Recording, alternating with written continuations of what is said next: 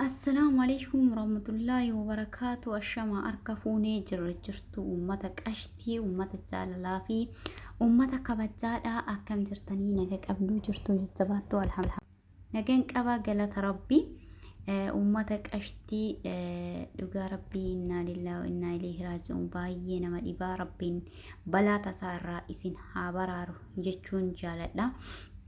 Egaa akkuma viidiyoo kana waliin daawwataa mee viidiyoon kun maalidha kan ta'es akkuma argaa jirtan kanatti kama waliin ilaallu ta'a jechuudha. Dhugaa baay'ee nama rifachiisaa taateen akkana rabbi nama haa ittisuu balaa tasaa irraa rabbiin isin haa baraaru isin jechuun jaaladha obboleewwan kiyya. Baay'ee nama rifachiisaa akkasumas sababni balaa kanaa mikeeyyii fi irraa kan ka'e gara viidiyoo kiyyaatitti osoo hin tarreen dura obboleewwan kiyya warroonni seentanii daawwattan hundumti keessaniyyuu laayik sheer sabskiraayib gochuudhaan gara maatii keenyaatitti warroonni dabalamaa jirtanis galatoomaadha. Video kana yeroo daawwattan laayik gochuun dagatinaadha. Laayik godhaa gatii takka illee isin hin kaffalchiisu jechuun jaaladha. Akkasumas taateen guyyaa har'aa akkuma argaa jirtan video keessatti argaa jirtan kana baay'ee nama rifachiisaa balaa migeeyyii fi irraa kan ka'e biyya Qatar Doha keessatti mana jireenyaa ijoollee Oromooti Qatar keessatti jechuudha. Kan ta'e alhamdulillahi rabbil aalamiin qabeenyi haa badu malee wanti isaa amata hedduudhaaf walitti dhufanii wal daggafuudhaan mana keenya jedhanii kireessanii keessa jiraachuudhaan bitachuudhaan kun kaargoo godhuudhaan kun waan garaagaraa jira miree mana isaa mana ofii wanta keessa kaa'anii jiru. Kaayata hundumtuu akkanatti barbadaa'ee garuu alhamdulillahi nafseen namaa hin tuqamne ruuza kinoo akka argitan kanatti. Inna lillah gubatee ruuzni muluun jechuudha. Ruuzni madaamaraa muluun gubatee akkuma argaa kanatti kiloo daaraa ta'e jechuudha. Kun ruuza ORraa kunniin algaadhaa akkasiin argaa jirtanii algaa sibiilaati. Sibiilli muluun caccabee jechuudha. Kunillee uffata ijoollee Oromooti. Uffata ilaalaa uffata alaabaa abbaa gadaati akkuma argaa jirtan kana jechuudha. Baay'ee nama rifachiisa jechuudha. Baay'ee nama rifachiisa akkuma argaa jirtanii algaadhaa. Algaa sibiilaa kun ORraa kan ka'e akkanatti jechuudha. Algaa sibiilaa kuni akkanatti caccabee dhumatee jechuudha. Balaan kana maalirraa ka'ee yoo kan jettan taate balaan kun mikeeyyii fituu dhoohee bobahee maabiraatiidhaan wal qabate maabiraatii walitti jiran beektanii boohee dhokka'ee jechuudha. Walumaa galatti bobahee kinolaala algaa sibiilaa kun ORraa kan ka'e kun mallaqaadha. Mallaqni cinaan jiru gubatee gara 36,700 akkasiiti. Gimmaashaadha kun kaafee jechuudha. Gimmaasha tuyyuu hafee kun harki caalaan hin gubate jechuudha. Mallaqni uffanni kan kaargoo godhuudhaaf gara biyyaa erguudhaaf akkasuma uffata gurguruudhaaf laalka waan garaagaraa uffata hojiiti. Bitan galcha hundumtuuyyuu akkanatti harkaa deemee jechuudha ijoollee keenya. Duniyaan homaa miti waannaan isiin guddoon maalidha? Isaan nafseen namaa bahuudha. Nafseen namaa baraaramuudha. Isiin jechuudha inni guddaan nafseen namaa baraaramuudha jechuudha. Nafseen namaa kan sibiilli hagana ga'u akkanatti ORraa kan ka'e caccabee walitti gadi dhummuqee jechuudha. Sibiilli algaa kanaa sibiila jajjabaadha. Algaan wal keessa jira. Sibiila jajjabaadha jechuudha. Sibiilli kun ORraa yaa subhaanallah ORraa kan ka'e caccabee jechuudha. Walitti gadi dhummuqee walitti gadi caccabee jechuudha. Akkuma argitan kanatti sibiilli walitti gadi dhummuqee jechuudha. ORraa kan ka'e jechuudha. Ruuza akkanatti gubatee daaraa ta'e ruuzni jechuudha. Gubatee bobahee jechuudha. Ruuzni madaabaraadhaani. Kanaadha wanni guddaan nafsee ijoollee keenyaa bahuudha. Nafsee isaanii bahuudha. Alhamdulillahi rabbil aalamiin wanti baruu qabdanii nafseen namaa as keessatti tuqameetii miti. Nafseen namaa bahanii jiranii nafseedhaan bahanii jiran jechuudha. Garuu rabbiin balaa akkanaa kanarraa isin haa eeguu obboleewwan kiyya hamma dandeessanii balaa akkanaa kanarraa of ittisaadhaa of eegaadhaa isiniin jechuun barbaanna. Taani ammoo rabbiin isin haa tiksu. Namni tiksee of hin baasu namni eegee of hin baasu kan nama tiksu kan nama eegu rabbiidha. Rabbi isin haa eeguu rabbi isin haa tiksu. Ijoollee keenya hedduu ulfaataadha. Of tiksaadha hamma dandeessanitti hamma dandeessanii uftiksaadha isiniin jechuun jaaladha obboleewwan kiyyaa. Wallahi baay'ee nama rifachiisaa, baay'ee waan akkaan nama rifachiisaati. Dhugaa dubbachuu baay'ee natti dhagaan baay'ee rifadhe obboleewwan keenya. Inni guddaan harki inni caalaan garuu nafseen namaa as keessaa bahanii jiranii dalagataaf biraa yaa'anii yoo isaan dachaan akkanatti itti dachaan jechuudha. Mana isaanii guutuu kanatti barbaadaa'ee qabeenyi xiqqoodhaa miti kan as keessa dhume birriin as keessatti onni jedha akkuma argaa jirtan birrii reefu ol fuudhame san jechuudha gara 36,700 akkasiiti. Cinaan harki caalu gummaashni akkasumatti gubatee ilaalaa ka dafqaa ji'oota dheeraadhaaf dalagame birriin kuni.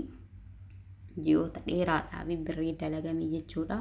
Yaa uumaa miti duniyaan nafsee namaa fiddu namatuyyuu duniyaa saffida waan ta'eef waanna inni suni nafseen ilmaan Oromoodhaa ilmaan namaa bahuudha. Nafseen namaa waa hundaa olitti kan gati qabu nafseedha. Nafseen inni yoo jiraate jedhee inni naga bahuun isaa mallan duniyaan kun hundumtuu ni dhufa lufee hin qabu ni dhufa. Kan badallee dalagee deeffachuu danda'a jechuudha. Garuu osoo akka tasaa as keessa jiraate nafsee isaa darbite mallanni kun nafsee isaan tasan bakka kana deebisuu hin danda'u. Innaa lillahi wa innaa ilaihi raaji'uun akkuma argitan kana jechuudha.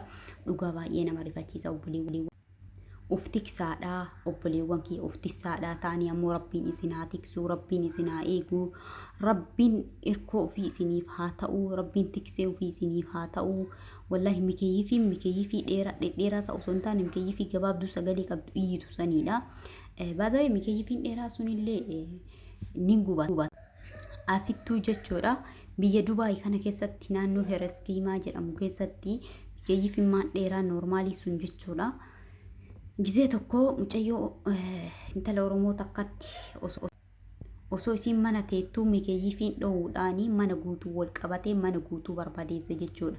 Yeroo sanii si sababa ta'e jedhanii na ajjeesan jettee baay'ee sodaattee baay'ee lakkoofsa kennitee na hubadhaa na hordofaa jedhaa turte jechuudha. Manni guutuun qabeenyi guutuun barbaadaa'ee isii iyyitee fiiftee gabbaatee yoo poolisoonni gamaa gamanaan dhufanii wal qabatee jira daaraa ta'ee jira jechuudha. Onni ibiddi takka samaa biraatii kana hin beektanii akka biyya keenyaatti miti biyya kanatti girgiddaan hundi keessi maa biraati jira.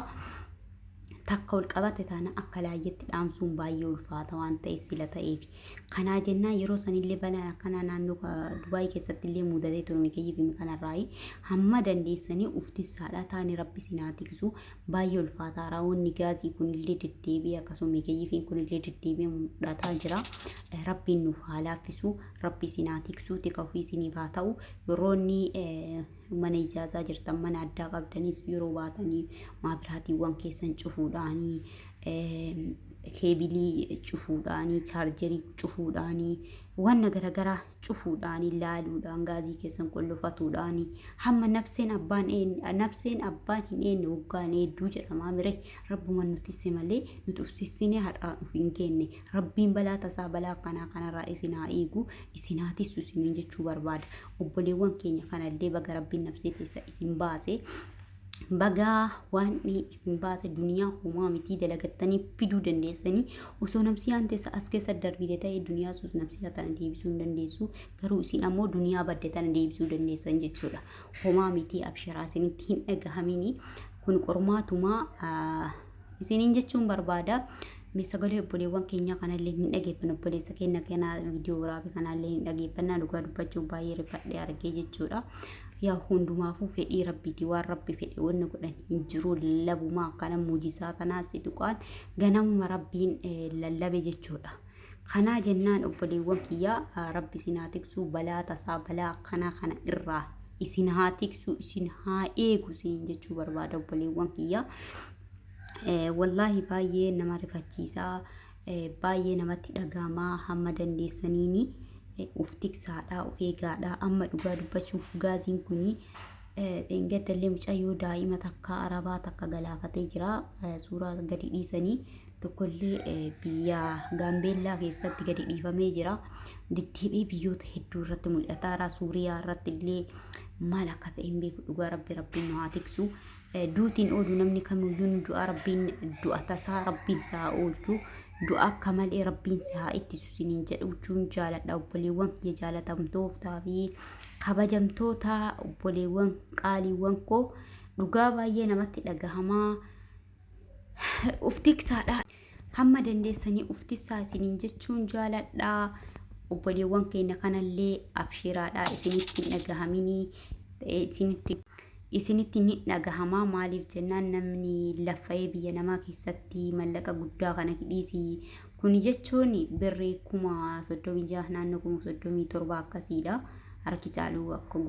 harki caalu kan gubate akka gubatametti kanaa miti qabeenyi uffataa waan garagaraa waa hedduu jira beekaa kan namni maatii qabaatarii kan gara biyyaa deemuuf uffata bitee qopheessee akkasumallee kaargoo gochuu waan darsan waan garagaraa jira miree mana huyitii beektanii keessattuu mana ijaasaaf ijoollee keenya shaanxaaffaa amma dabbaramee hin gaafatamu lakkoofsan qabu meeshaan nuti binnu jechuudha mana keessattuu dubartiin jirtu gara biyyaa galuudhaaf yoo jala karoor sammuu keenya keessa yoo jiraate jala homa gurraa mala keenyarraa jechuudha sila kana ta'eef rabbiin wallahi isin haa tiksu waan nafseen keessan bahuun hundaa oliin nama gammachiisa kun duniyaa homaa miti duniyaa amma argita amma dhabda waan ta'eef waan isin nafseedhaan bahuudha waan isin naga ta'uudha abshiraadha burdaladdanii fidda waan ta'eef jajjabaadhaa homaa miti rabbiin fatanaadhaaf nama godha duniyaan tanarratti hedduu qormaata hedduutu jira wallahi rabbiin nama haa tiksu maleedha qormaata hedduutu jira akkuma argartan kun mallaqaadha 36 akkas torba kana keessa gimaashni gubatee akkuma argartan kanaadha jechuudha homaa miti dalagdanii itti deebi'uu dandeessan waan ta'eef isinitti nagaami isiniin jechuun jaaladha obboleewwan kiyya qaalii fi gaariiwwan kiyya rabbiin isiniif haala fisuu fayyaa teessan guutuutti dhiifama sagalee galaara isiniif kennee nama dalagatee kana caalaa argatu rabbi isin haa taasisu isiniin jechuun barbaada obboleewwan kiyya viidiyoo kana laayik sheer gochuudhaan sabiskiraayib rooni goone gochuudhaan na bira dhaabbadhaa laayikii itti roobsaa isiniin jechuun jaaladha hayyee hamma viidiyoo biraatiif walitti deebiitti turtiin keessanii turtii gaarii qabaadhaa isiniin jechuun jaaladha jaalatamtootaa fi kabajamtoota kiyyaa inshallah viidiyoo biraatti hanga walitti deemnu assalamu alaikum warahmatullahi wabarakatuh